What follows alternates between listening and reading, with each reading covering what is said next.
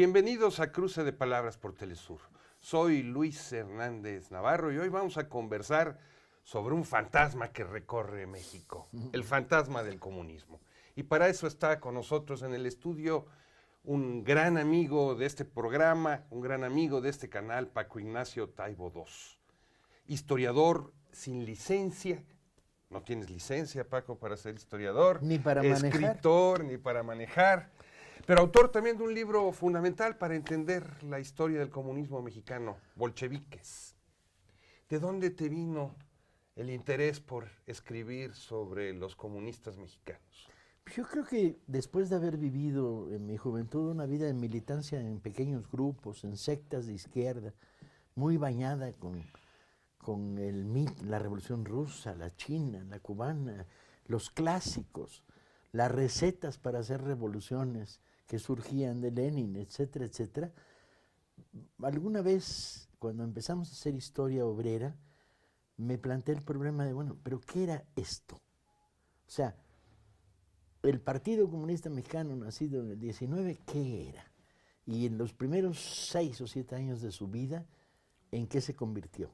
¿Y qué representa? O sea, lo que llamaría es un trabajo de reducción a realidad, que es válido para lo que se te ocurra en términos sociales. Ahora estaba dándole la vuelta a escribir algo sobre Lenin y las tesis de abril. Las tesis de abril son el mito, ¿no? Lenin llegó, se bajó en la estación del tren, se subió en una camioneta blindada y dijo, no, la revolución no tiene 2 fases, tiene una y hay que proseguirla hasta el final, al socialismo, nada de transición. Y leída así, los hechos le darían razón, o sea, se pudo, pero le darían razón total o parcial, o hay un error en este apresuramiento del proceso revolucionario que va rompiendo cadenas con todos los posibles aliados y que los lleva a una construcción unipartidista. Bueno, pues eso mismo transpórtalo a México. Y entonces, bueno, yo soy un fanático del chisme, la pequeña historia, los detalles, y entonces nació Bolcheviques de una investigación muy, muy, muy profunda en torno a quiénes eran. Uno de tus primeros libros de historia narrativa.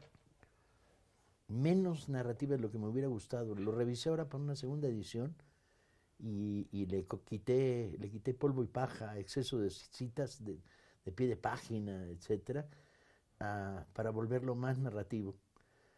Pero sí.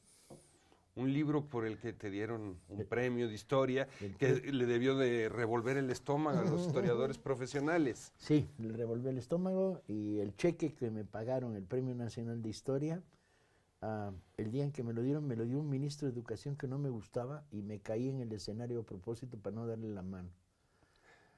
El comunismo mexicano, ¿se puede hablar de comunismo mexicano en esos primeros años? Sí, yo creo que sí, yo creo que tiene una impronta nacional muy rara, porque forma parte de una estructura mítica, que es, ¿quiénes son los comunistas?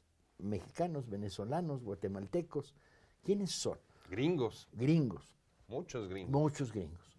Son los representantes de Dios en la tierra, o sea, la Revolución de Octubre, la primera revolución socialista del planeta, el Lenine y el Trotsky y el Bujarine, como los nombraron al principio en México porque venían por traducciones del francés, tenían sus representantes y sus representantes eran el aparato.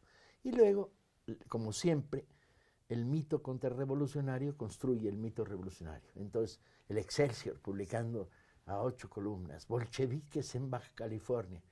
Era un cuate que se había emborrachado y había dicho que estaba a favor de la revolución social y que lo detuvo el ejército. O crean los cronistas deportivos en la Ciudad de México un equipo de béisbol que llaman la Novena Soviet.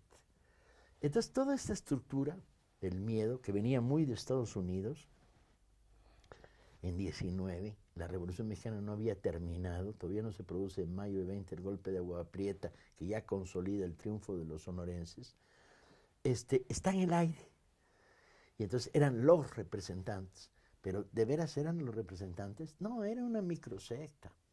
Fundados por un hindú, Roy, que en el momento en que funda el Partido Comunista Mexicano no es comunista. Es nacionalista. Es un nacionalista de izquierda, antiimperialista, hindú, inteligente, simpático, casado con una mujer muy inteligente, muy inteligente, la brillante. Evelyn, que es Sí. sufragista, está a favor del aborto, muy vanguardia, y se juntan con una plebe ahí muy interesante de anarcosocialistas, porque en aquella época todavía no se separan los anarquistas de los comunistas. Durante 2 años van a estar unidos en este proyecto anarcocomunista. Todavía no empiezan las grandes críticas de los anarquistas mexicanos que producen el rompimiento. Y luego un dirigente sindical, algunos cuadros heroicos del principio de la resistencia sindical que se produce en paralelo a la Revolución Mexicana, sin tocarse, y bueno, este grupito, y los famosos slackers. Hay una generación, sí, los slackers son una generación de intelectuales de base norteamericanos que emigran a México cuando se produce la guerra mundial. Estados Unidos entra en la guerra mundial y no quieren ir a la guerra. Están en contra del proyecto imperial bélico. Y entonces cruzan la frontera y se establecen en México. Algunos de ellos maravillosos. Mike Gold es fascinante. Escribí una novela brillante.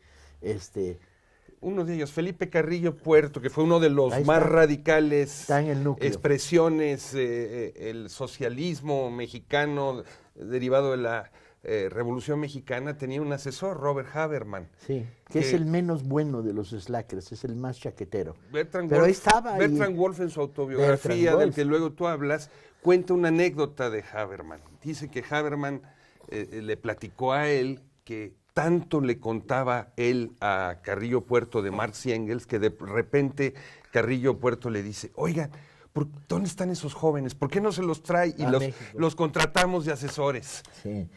Era un momento muy delirante. El hombre que se llamó Ramírez era quizá el más inteligente de todos, sería cuadro de la Internacional durante toda su vida. Pero el grupito fundacional, pues eran 15, 20. Y había algunos dignos de mejor causa, como por ejemplo el primer secretario general del partido, que era gente de la tira.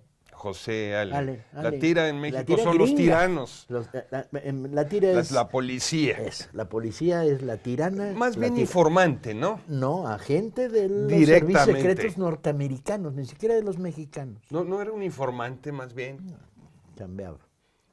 Y ya lo era cuando estuvo al frente del partido. Ese fue el primer secretario. El segundo secretario fue Manuel Díaz Ramírez, que es famosísimo y era icónico.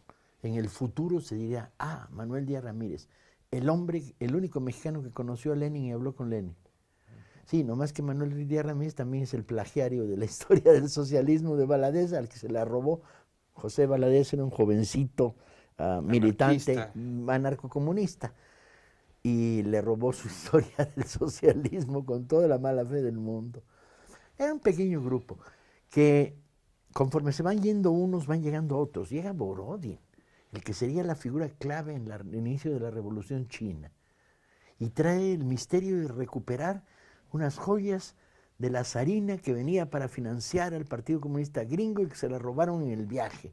Y llega Sen Katayama, el fundador del Partido Comunista japonés, Jardinero, y trabaja de cocinero. El jardinero en California. Y jardinero en California. Y llega una serie de enviados de la Internacional que tienen muy poco peso. Pero el partido logra muy pronto enraizar en algunos sectores. Primero en la alianza que da nacimiento a la CGT, que era el sindicalismo duro contrapuesto a Morones y los sindicalismos amarillos de la época. Y luego en el movimiento inquilinario de la Ciudad de México, que tiene su eco en el de Veracruz con Herón Proal, que es un movimiento de masas maravilloso, de revulsión masiva de abajo hacia arriba, y con las vías de la acción directa, la toma de los patios.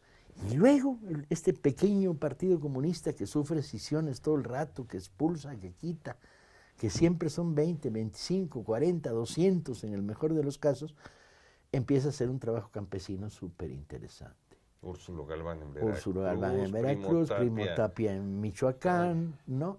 Las ligas agrarias, con gran enraizamiento en la vida popular.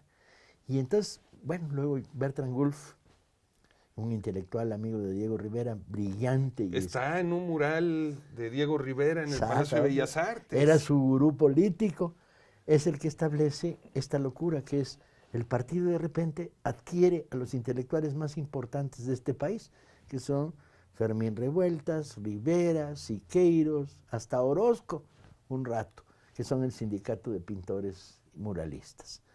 Y entonces se vuelve el Partido Comunista, esos son los comunistas, ¿no? Están en las manifestaciones en primera línea y son además maravillosos, porque sí producen una de las grandes revoluciones estéticas del siglo XX. Para mi gusto, la más interesante.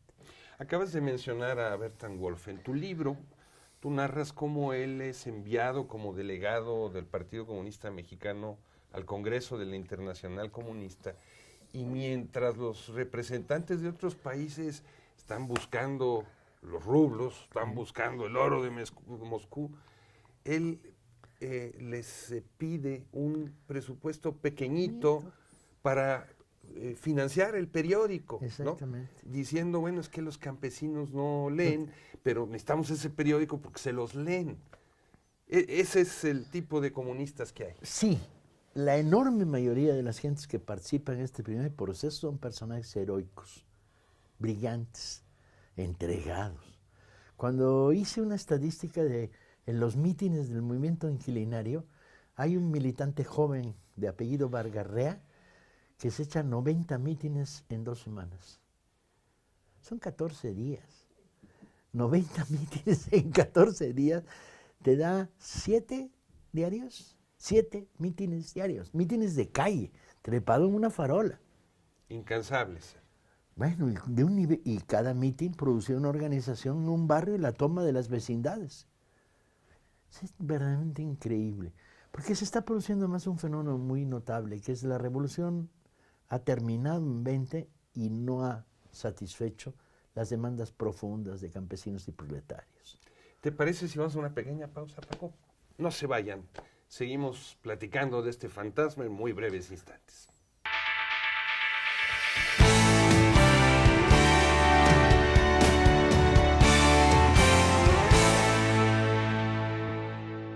Estamos ya de vuelta en este cruce de palabras conversando con el escritor e historiador Paco Ignacio Taibo II, actual director de la editorial Fondo de Cultura Económica, una institución editorial en toda América Latina y el habla hispana, y estamos conversando sobre el fantasma del comunismo en México. Paco, ¿no fue muy complicado este matrimonio, divorcio entre la Revolución Mexicana y la Revolución Rusa? Sí, porque el punto de salida de la Revolución Mexicana fue la derrota de las tendencias campesinas más sólidas, el zapatismo, el villismo. Y entonces los comunistas se enfrentan gobiernos muy equívocos, que por un lado promueven algunas leyes muy positivas de reparto agrario, de derechos laborales, y por otro lado reprimen lo que no controlan, que es el tono de los sonorenses. Pero se dieron fenómenos muy extraños. Los cuadros más interesantes de la izquierda mexicana de los años 20 pasaron por el Partido Comunista. En la Ciudad de México, Ramírez Garrido, el jefe de policía, dio órdenes que la banda municipal de la policía anduviera por las calles tocando la Internacional. Tú dices, ¿qué es esto? Mújica fue muy cercano, si no algún tiempo, parte del partido. Carrillo Puerto, del que ya hablabas, y el experimento social yucateco, uno de los experimentos más avanzados en la historia del país. Perón Proal, el loco inventor de los movimientos inquilinarios. ¿Qué impide que el Partido Comunista se vuelva una fuerza significativa hacia el final de los 20 y permanezca hasta los 30 y la llegada del cardenismo, donde revive por razones obvias como un ala izquierda real del cardenismo? Lo impide la ruptura con los anarquistas, en la cual por problemas sectarios y doctrinarios, pues no te quiero, no te entiendo, pero aléjate porque apestas, ¿no? Tú eres dictadura, y la dictadura para los anarquistas es el contrasentido de su idea de la revolución. Y ustedes no reconocen, no son realistas, etc. Y esta ruptura muy envenenada impidió que la CGT la Confederación General de los Trabajadores, que tuvo un crecimiento muy espectacular del 21 al 27 o por el estilo, se volviera la central que derrotara al precharrismo, al movimiento de sindicatos amarillos, que fue el que al final los sonorenses convirtieron en su mano derecha. Estos dos factores, sectarismo y la ruptura de la izquierda en dos alas muy confrontadas, muy antagónicas, impidió que esto se produjera. Llega la apertura hacia la izquierda de la Revolución Mexicana con Cárdenas y ¡buah!, la efervescencia. Y ahí vuelves a ver los cuadros del Partido Comunista. O sea, Cárdenas hará el reparto agrario de la zona Yaqui, devolverle a las comunidades indígenas el territorio robado por las Estamos hablando de faccionadas. 1934-1940. Exacto. Y entonces, ¿quién es el que hace el estudio? Pues un miembro del Partido Comunista que se pasa un mes durmiendo en el suelo, en las chozas de los yaquis, y al que regresa con su informe le dice, los yaquis tienen razón. Y Cárdenas agarra un tren, se va y reparte un tercio de lo que les habían robado a las comunidades. Y así, decenas de cuadros del partido. Los maestros rurales, que son claves en la reforma agraria.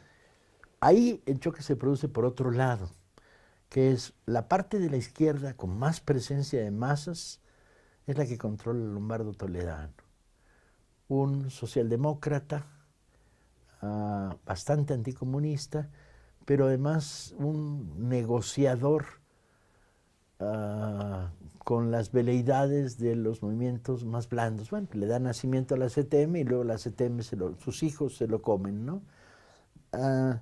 Y al final de los 30 el partido vuelve a ser la hiperminoría que seguía, bajo represión continua, que se genera hasta, bueno, nuestros días, entre comillas, hasta el reconocimiento del PSUM, ¿no?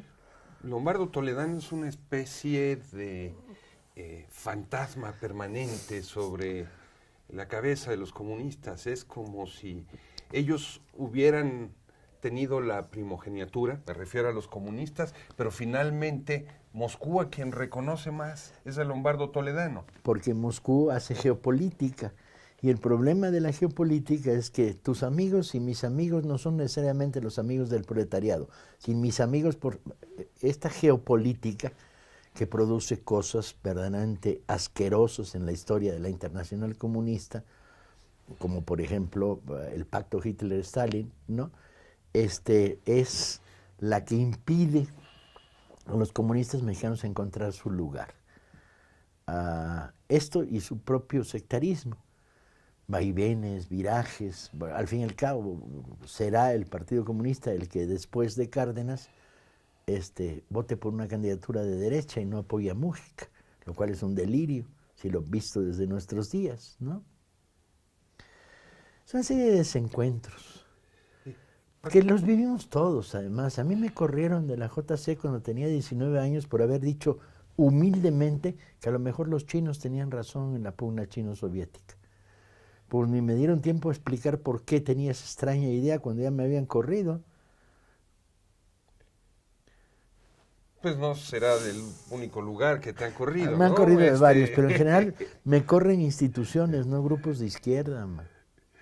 Paco, esta formación del partido estuvo acompañada de una difusión del marxismo en México importante, ¿o es un fenómeno que camina por aparte? No, yo creo que es muy rara, porque realmente el Manifiesto Comunista tarda muchísimo en conocerse en una edición española. No circula en México. El libro más conocido eran unas tesis de Bujarin que circularon en México. El ABC del comunismo. El ABC del comunismo. Cuando dice circularon, pues 400 ejemplares, ¿no? El Machete es un periódico realmente importante, interesante, pero es un periódico de 4,000 ejemplares cuando tuvo suerte, en su mejor época. O sea, se está hablando de fenómenos muy minoritarios, a veces engrandecidos por la campaña anticomunista, a veces engrandecidos por el propio mito del partido de nosotros somos la vanguardia del proletariado. Entonces, ¿qué herramientas teóricas tenían esos comunistas mexicanos? ¿Cuál era formación política. La Revolución de Octubre. La primera revolución socialista del planeta. ¿Cómo? ¿Cómo? ¿Quién sabe? Y el desarrollo, la guerra contra los kulaks en Rusia. ¿Quiénes son los kulaks? Kulaks una akuleis. No hay manera.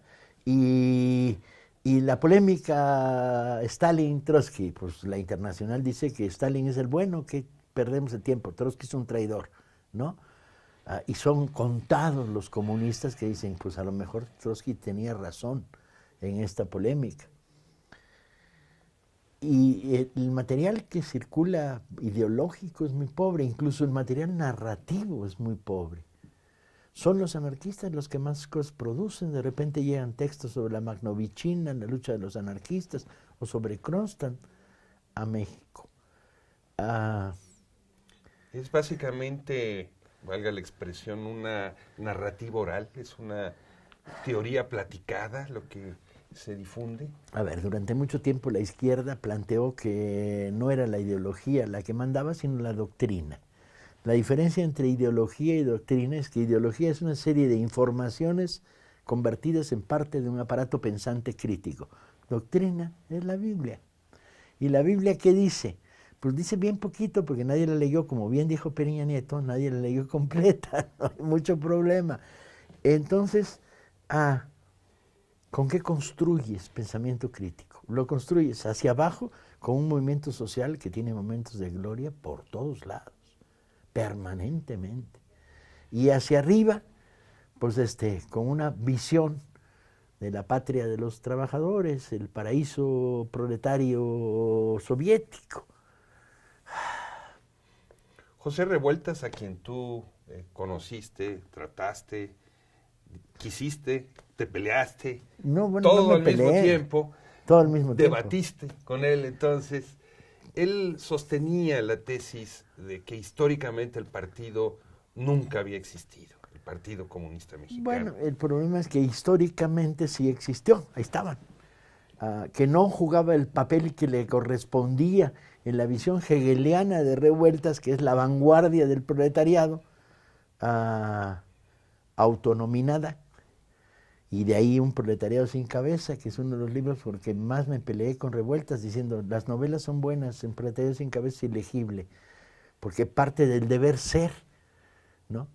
El partido debe ser la vanguardia del proletariado. ¿Y eso cómo se cocina? Un proletariado que te reconoce como vanguardia cuando vives uno de los momentos de mayor aislamiento del partido respecto al movimiento obrero. Ok, las novelas están muy bien y yo lo quiero mucho a Revueltas y lo sigo queriendo. Pero hace un momento acabas de contarnos del sindicato de pintores y artistas, de Siqueiros, un gran organizador sindical en Jalisco, ¿no? Excelente. Se metió a fondo con los mineros excelente. ahí. ¿Cómo explicarnos que les pareciera, perdón por la palabra, sexy el comunismo a esa vanguardia artística? Porque eran verdaderamente vanguardia. Cuando Rivera reúne al núcleo fundacional del sindicato de pintores y les dice, la respuesta está en los muros, en la pintura para todos. Es radical el planteamiento, porque todos ellos hubieran triunfado en la pintura de Caballete, sin problemas, ¿sí? Y de repente les dicen, no, vente a ganar 3 pesos por metro cuadrado, ¿sí? Y claro, inmediatamente, y el mensaje es cultura para el pueblo, y entonces, ¿qué ocurre? Pues allá a lo lejos está la revolución, la primera revolución proletaria, pues órale. Pero así como eran comunistas, también decidieron ser y no ser marihuanos. En una reunión del sindicato de pintores, Rivera trae a su amigo Toncho o Chuncho y les dice, traigo un efecto muy importante, y abre su maletín y saca 40 carrujos de marihuana. Y el sindicato de pintores adopta temporalmente la decisión de quemar mota. Hasta que en una siguiente reunión ya se había caído de un andamio Siqueiros. Había pintado al revés un mono Revueltas. Dijeron, ¿sabes qué? Ya estamos bastante fumados como para además, y deciden prohibir la marihuana, el sindicato de pintores. Pues por lo mismo que la marihuana era sexy, aunque luego la desecharon, la Unión Soviética en la distancia, la izquierda. El mito de la izquierda tiene asiento en la tierra real, ahí está. Y entonces está. En el concepto de la doctrina es necesario el paraíso. Si no hay paraíso, cuesta mucho trabajo vender galletas a los pobres. Tema para otro programa. Paco, muchas gracias por estar en este cruce de palabras con nosotros. Y ustedes, amigos, amigas, espero que se hayan quedado con más dudas que certezas. Ese es el trabajo aquí de Paco. Hasta la próxima.